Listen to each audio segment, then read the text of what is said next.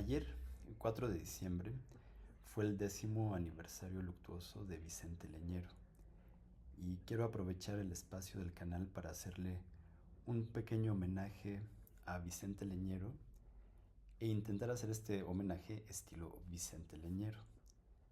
Para ello tengo que empezar por una anécdota personal, y es que por contactos de mis padres eh, hubo alguna ocasión en que, a través de una sobrina de Leñero, podríamos haber tenido contacto con el gran escritor Leñero, y mis padres proponían que yo lo entrevistara. La idea sonaba muy bien, pero yo no sabía nada de Leñero, no tenía idea de quién era Leñero, y por eso, aunque en algún momento creo que la secretaria de Leñero habló a mi casa y se puso en contacto con nosotros, finalmente la entrevista nunca se concretó porque pues yo no sabía quién era Leñero y pues qué le iba a preguntar, ¿no? Entonces quizá debía haber investigado un poco más. Entonces fui ignorante pero honesto. Tiempo después me di cuenta realmente de quién era Leñero. Sobre todo entré en contacto con su obra gracias a la revista de la universidad, donde a menudo él publicaba una sección que se llamaba Lo que sea de cada quien, y eran historias muy divertidas. A mí me encantaba leer de ese mundo intelectual un poco farandulesco. Uno de los artículos que me fascinó era sobre Raúl Velasco. Me fascinó porque en una forma bastante divertida contaba sobre un encuentro que él y Solares, Ignacio Solares, tuvieron con Raúl Velasco. El encuentro con Raúl Velasco no funcionó muy bien. Les leo una de las secciones que más me gustó de ese relato, que se llama Aún hay más, Raúl Velasco. Ajá. Ustedes recuerdan que Raúl Velasco tenía un show que se llamaba Siempre en Domingo. Adulado por sus fans y amparado por sus jefes máximos, Raúl Velasco forjó en su cabeza la peregrina idea de filmar un largometraje sobre sí mismo. Él en persona en el papel de protagonista, creador de estrellas del espectáculo y benemérito de causas sociales. Fue entonces cuando telefoneó a Ignacio Solares para proponernos que él y yo tuviéramos el honor de escribir el guión de su ambiciosa película. Nacho me lo contó riéndose a sabiendas de mi reacción. Pues ¿quién se cree este güey? ¿Frank Sinatra? ¿Howard Hughes? Desde luego ni Nacho ni yo pensábamos aceptar, pero nos dio curiosidad, morbo más bien, asomarnos a la nueva personalidad ególatra de nuestro viejo amigo. Nos invitaba a desayunar el día que dijéramos en el restaurante que eligiéramos. Empecé por proponer una maldad. Dile que en el Aunt Jemimas de la zona rosa. Órale. ¿El Aunt Jemimas? Se sorprendió Solares. Quizá recuerde el lector que el Aunt Jemimas de la zona rosa era un restaurante convencional donde los padres de familia llevaban a sus niños a desayunar hot cakes miniatura y espectaculares malteadas. Nada apropiado para un magnate de la televisión. Raúl Velasco llegó al lugar 10 minutos tarde en dos carrazos. Un Mercedes-Benz y un 4 puertas ocupado por guaruras que en ese entonces solo utilizaban los políticos mayores.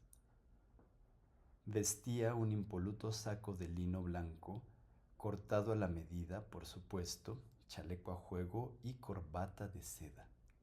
Elegantísimo. Saludos, abrazos, su acartonada mueca del aún hay más. Fingía sentirse feliz de vernos, pero indudablemente incómodo, fuera de sitio, en el ridículo Aunt Jemimas. Tomamos asiento, él frente a mí y Nacho a su izquierda. Se aproximó la mesera. Sin titubear un segundo, Nacho y yo pedimos hot cakes y malteadas de fresa. Él coincidió con la malteada, pero luego de unos segundos ordenó chilaquiles como si estuviera en los almendros. Apenas nos trajeron las malteadas en vasotes enormes, Raúl Velasco inició la retahíla del proyecto cinematográfico. Su petulancia, su importantismo, su papel bien aprendido de famoso me sacaron de quicio y me hicieron cometer un accidente que Solares calificó después de acto fallido. Estiré la derecha para interrumpir la idiotez que acababa de proferir el interfecto, pero mi mano tropezó antes con mi vaso de malteada. Ese vaso chocó con el suyo y el espumoso contenido de los dos recipientes volcados se derramó como un vómito lechoso sobre el saco de lino blanco cortado a la medida del showman. ¡Hijo de la chingada!, gritó sin contenerse Raúl Velasco. Perdón, perdón, exclamé yo. Nada que hacer. Imposible salvarlo ya del manchonazo que lo bañaba de la cintura para arriba. ¡En la madre! Saltamos apuradísimos Nacho y yo. Acudió corriendo la mesera. Aterrizó un guarura como si hubiera ocurrido un atentado. Se conmocionó el aunchemimas. «¿Pero cómo me haces esto?», chillaba Raúl. Sacudiéndose y embarrándose las manos de malteada, el infortunado propuso entre dientes, hinchado de rabia, que dejáramos el asunto para otra ocasión, pero en un lugar decente, cabrones. El guarura lo tomó de un brazo y así, embarrado y frotándose con un pañuelito, Raúl Velasco huyó de nosotros para siempre. Nacho Solares se carcajeaba después. Le hubieras dicho, aún hay más, Raúl, te faltan los chilaquiles. Bueno, este relato fue mi primer acercamiento real con Vicente Leñero y me fascinó. Me volví un verdadero fan de su columna Lo que sea de cada quien. Y claro, más tarde comprendí realmente quién era Leñero, uno de los mejores dramaturgos en México, dicen que incluso el mejor pagado, un escritor profundo, comprometido además con temas populares, escribió una novela, Los albañiles, pero pues yo a los 15 o 20 años dejé pasar la oportunidad de entrevistarlo y de conocerlo. No sé, habría sido interesante ver qué habría pasado de que un mocoso totalmente ignorante de su obra llegara a hacerle una entrevista. Quizá habría dado el material para un Lo que sea de cada quien sobre una entrevista fallida de un entrevistador desconocido, ¿no? Pero bueno, la parte donde yo quiero hacer un homenaje a Vicente Leñero, estilo Leñero, es porque entre los muchos relatos de Leñero en esta sección, Lo que sea de cada quien, hay uno sobre una entrevista con Richard Kapuscinski. Frente a esto, la posibilidad frustrada de conocer a uno de los grandes, de entrevistarme con él, me hace sentir un poco mejor leer este relato llamado Desencuentro con Kapuscinski. ¿Quieres conocer a Kapuscinski? ¿Kapuscinski? Pregunté a la manera de Garibay. ¿El periodista Kapuscinski? Está en México. Vamos a cenar con él. Quien me hablaba por teléfono era Michelle Rowe, miembro de mi taller literario de los jueves. Eran las 12:30 de la noche y me había tenido que levantar de la cama para contestar. Estaba en pijama, sorprendido de que Michelle conociera al famoso periodista polaco. Nacido en Australia, delgado y frágil como un canario, Michelle tenía más de 10 años de vivir en México. Sorprendía su facilidad no solo para hablar en español, sino para escribirlo con académica corrección. Había estudiado en el Centro de Capacitación Cinematográfica, donde se diplomó con un guión titulado Naturaleza Muerta, y ahora trabajaba en otro, muy audaz, muy difícil de llevar a la pantalla, que años más tarde convirtió por fin en Año Bisiesto, una película que seleccionó el Festival de Cannes 2010 y con la que ganó, para asombro y exultación de quienes lo conocíamos, el Gran Premio Cámara de Oro y aquí en México el Ariel a la mejor ópera prima de 2011. Pero eso fue después. Antes de la fama repentina que le llegó como lluvia de verano a refrescar su vida, Michel estaba casado con Ana Ávila, una talentosa periodista que conoció a Kapuczynski cuando éste impartió un seminario de periodismo en Venezuela y otro en la Fundación Nuevo Periodismo Independiente. Ana Ávila volvió a encontrarse con Kapuczynski en 2002. El periodista polaco había sido invitado por la editorial Anagrama para presentar en México su libro más reciente, Los cínicos no sirven para este oficio. A los representantes de la editorial, sabedores de que su autor huía de fervorosos e intelectuales, se les ocurrió ocultarlo en el Flamingos, un hotel de Tacubaya en Avenida Revolución. El primer desconcertado fue el polaco. Él conocía el México de los 60 cuando viajó aquí como reportero sin fama y ahora se preguntaba ¿dónde estoy? Porque salía del Flamingos y solo encontraba misceláneas y vulcanizadoras. Su antigua alumna, Ana Ávila, llegó en su auxilio. La edecán de Anagrama se desapareció de repente y lo llevó a recorrer la Cuauhtémoc, la Roma, la zona rosa, convertida ya en un mercado sexual de desmadres y narcomenudeo. Nada se parecía a los rumbos que recorrió Kapuczynski cuando vino a reportear a la Ciudad de México. Aquel jueves a las 12:30 de la noche, Ana y Michel Rowe planearon llevar al periodista a cenar tacos al pastor, que él añoraba tanto, y fue cuando Michel me telefonó para ofrecerme el privilegio de conocerlo. Lo dudé unos instantes. Estaba adormilado y tendría que vestirme, sacar el auto, manejar hasta una taquería de Álvaro Obregón, a zamparme 4 o 5 tacos al pastor que ni siquiera me gustan. Me encantaría conocer a Kapuczynski, le respondí al fin. Pero no, Michel, a estas horas no. Me da una pereza infinita. Me arrepentí después, por supuesto.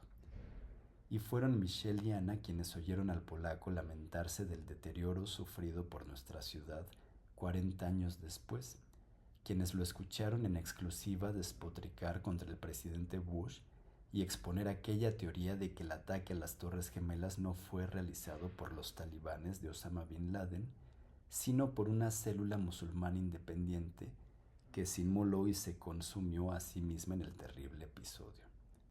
Bush lo sabía con certeza, según las fuentes políticas que informaron a Kapuczynski, pero utilizó el hecho, aprovechó la oportunidad para su brutal asalto al Medio Oriente con miras al negocio familiar petrolero.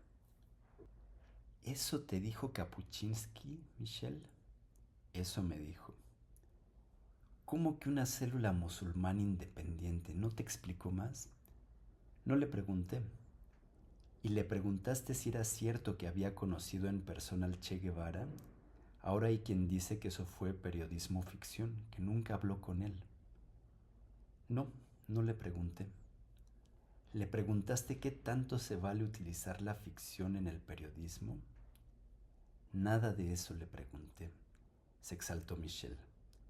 Tú tienes la culpa por no haber ido a los tacos. Y bueno, esa es la historia del desencuentro con Kapuczynski. En caso de que no conozcan esta columna, lo que sea de cada quien, les recomiendo consultarla.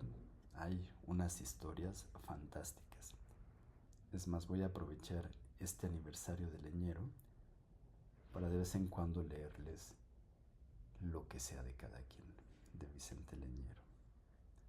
Ahora quiero cerrar este pequeño homenaje a Vicente Leñero con una pequeña cita de la obra de teatro Pueblo Rechazado.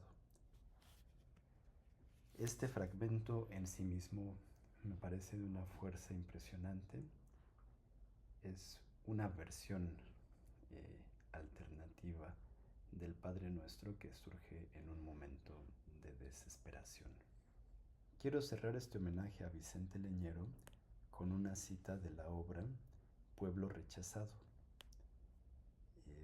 Es impresionante, creo que este fragmento por sí mismo vale la pena conservarlo, yo lo tengo en una libretita apuntado y es un Padre Nuestro alternativo. Eh, bueno, está el prior y dice: amonestados con preceptos saludables e informados por la enseñanza divina, nos atrevemos a decir: Padre nuestro que estás en el cielo, santificado sea tu nombre, venga a nosotros tu reino, hágase tu voluntad en la tierra como en el cielo. Danos hoy nuestro pan de cada día y perdónanos.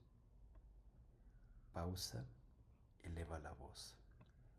Perdónanos como nosotros te perdonamos a ti. Padre, yo te perdono de que tus estrellas se apaguen. Padre, yo te perdono de que tu tierra no esté en paz y tiemble y pierda la cordura. Padre, yo te perdono por tu rosa que se marchita. Padre, yo te perdono por tu ruiseñor que se fatiga. Padre, yo te perdono por la ausencia de mis padres que no están más aquí. A ellos también los perdono.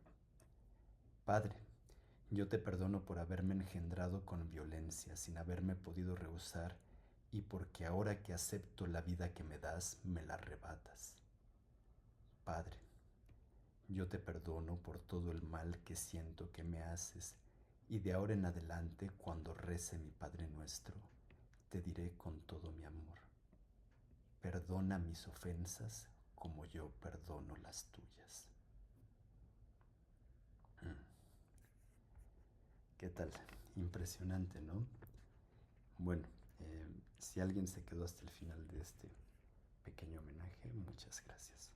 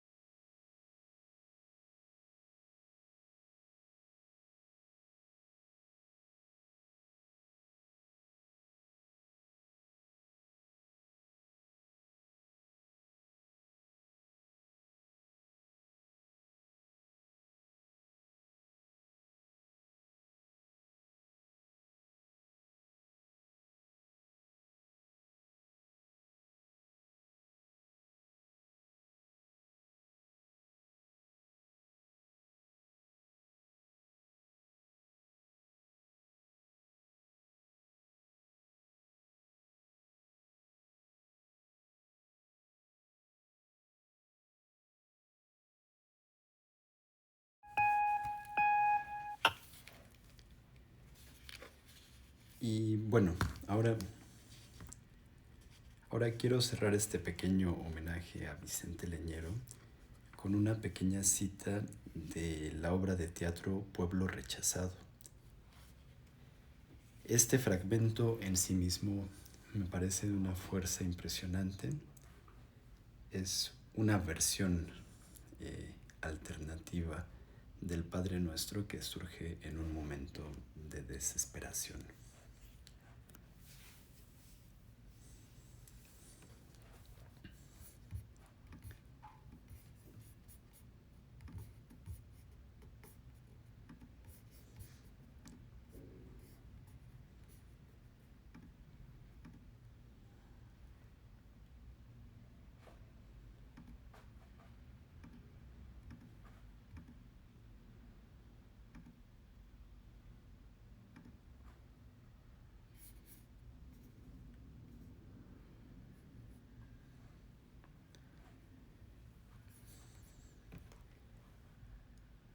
Y bueno, ahora quiero cerrar este homenaje con una cita de la obra. Quiero cerrar este homenaje.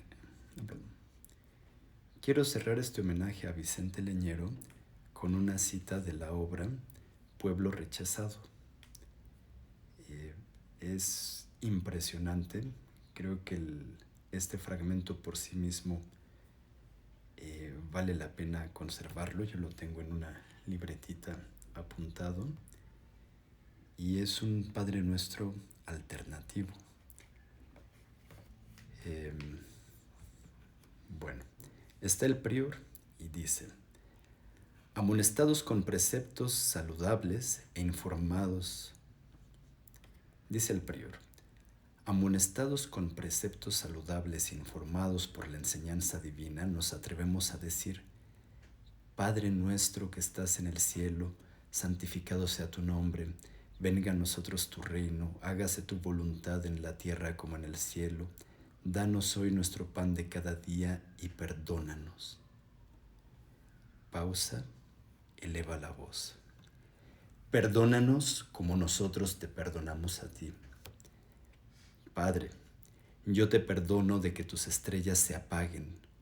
Padre, yo te perdono de que tu tierra no esté en paz y tiemble y pierda la cordura. Padre, yo te perdono por tu rosa que se marchita. Padre, yo te perdono por tu ruiseñor que se fatiga. Padre, yo te perdono por la ausencia de mis padres que no están más aquí. A ellos también los perdono. Padre, yo te perdono por haberme engendrado con violencia, sin haberme podido rehusar, y porque ahora que acepto la vida que me das, me la arrebatas.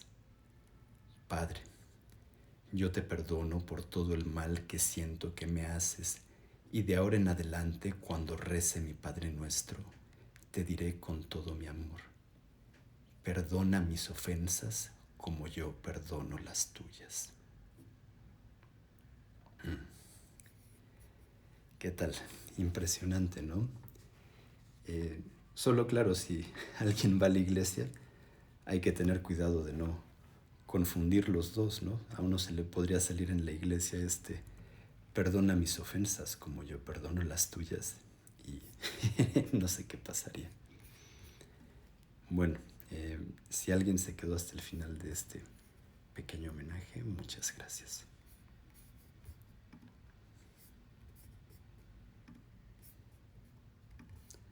Sí, ¿verdad? Está bien, gato.